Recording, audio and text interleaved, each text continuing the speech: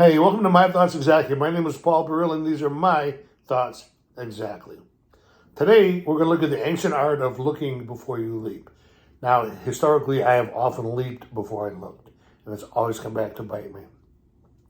The current topic I'm going to talk about, I didn't leap, I just looked, and nobody got hurt. But before I say that, I want to say this. Currently, there is a war on social media fomenting between the millennials and the baby boomers. Here's the thing. We live in such a divided time right now, right? The South, the North, the conservatives, the liberals, the 45ers, the rest of the intelligent world. We have to start finding ways to get along.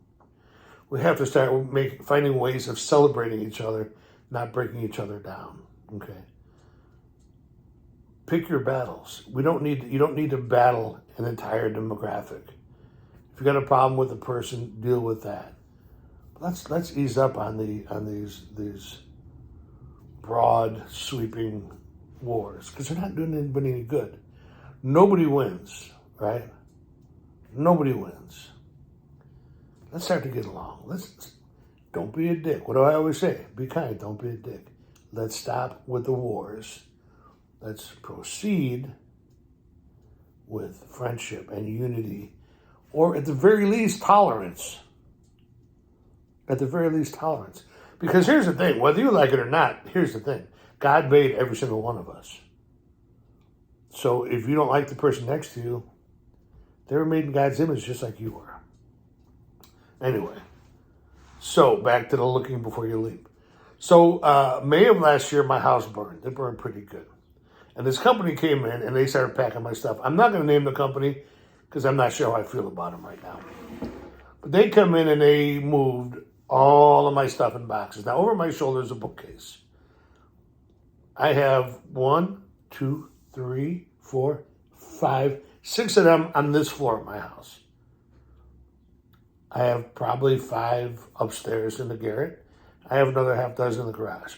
Conservatively, I have 500 books. This company packed up everything. In the bathroom, I had my display. I collect buses, trolleys and double-decker buses, and some regular buses if I've driven that type of bus. I was a bus driver for 16 years, so I collect the buses. I have my wrestling masks, I have my pictures, I have my collectibles. Okay. So I moved back in about 7 months ago, and I began to unpack slowly. And I got to where I thought I was unpacked, and I realized half of my buses were missing, and some of them are irreplaceable. All right, I have a wax replica of the Rosa Parks bus. I have a megabus. The megabus, not only because 10 years ago I saw half the country on a megabus, but the guy who gave it to me is a good friend, and I never want to not have my megabus. I have my Martin Luther King bus boycott comic book, a bunch of double-deckers and articulated buses, even my Jerome Bettis action figure because he was the bus, right? Anyhow, so half of my buses were missing. Half of my buses were still here. They had taken and they had totaled the total loss, the white cabinet. So I went on the Amazons and I got a couple of small, really nice cabinets and a shelf, like little shelfy things. And I had my guy put them up in the bathroom. I got most of my buses. But I was really kind of sad because all the missing bus stuff. Well, as things would turn out, the company, they thought that my white cabinet was unrepairable. There's nothing wrong with it. It's in perfect condition. So I got it back. And I started to unload the stuff, the buses I had, and the this and the that, and some of my Lucha stuff, some of my Mexico stuff. And it started to really weigh heavily on me that the box of stuff was missing that had these irreplaceable things. And every night in my head, I would compose this email to my insurance guy as well as that company. And every morning I'd get up and I'd go about my business. And at night I would compose that thing. But for some reason, I didn't send it. I never composed it. I composed it up here, up in my kidneys. But I never sent it. And every day I'd do it again, and about 2 weeks go by, and I was up in the garret, and there was a stack of boxes that were buried under some of the musical instruments. And I pulled the box out, and sure enough, everything was in there. My Mega Bus, my Rosa Parks bus replica, my Rosa Parks coffee cup. By the way, Rosa Parks was not the first person. It's a long story. Do a little homework.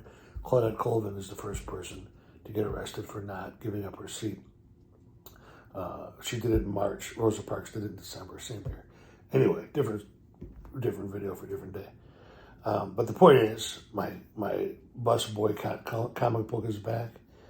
My double-decker buses are back. My Mega Bus is back. My articulated bus. And all I could think of is how glad I was that I didn't attack this company, because that would have been freaking embarrassing to attack this company only to find out that all my stuff was here. So I guess what I'm saying is, life sometimes throws you a curveball. It's going to do that in the best case scenario. Spend the time, really do the research. Look into it. Look into why. Look into what happened. Do the homework. I took my time and I thought it through, and then and in the process of taking my time and not jumping off, losing my shit and jumping off, I took my time, and while I was taking my time, it was revealed to me. The box emerged.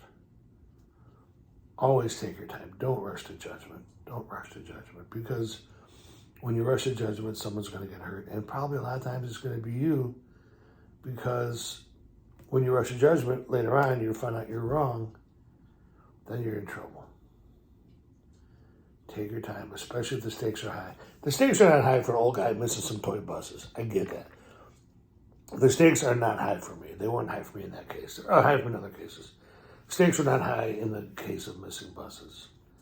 The stakes were high in the case of me not embarrassing myself or sacrificing my dignity. So always take your time, look before you leap. Look long and hard. Check under the musical instruments. Check in the garage. Check in the back of the car. Make sure that you are absolutely certain before you make the attempt, before you send that email, before you alienate people or make yourself look dumb. So that's the plan. Look before you leap. Also, most importantly, be kind. Don't be a dick.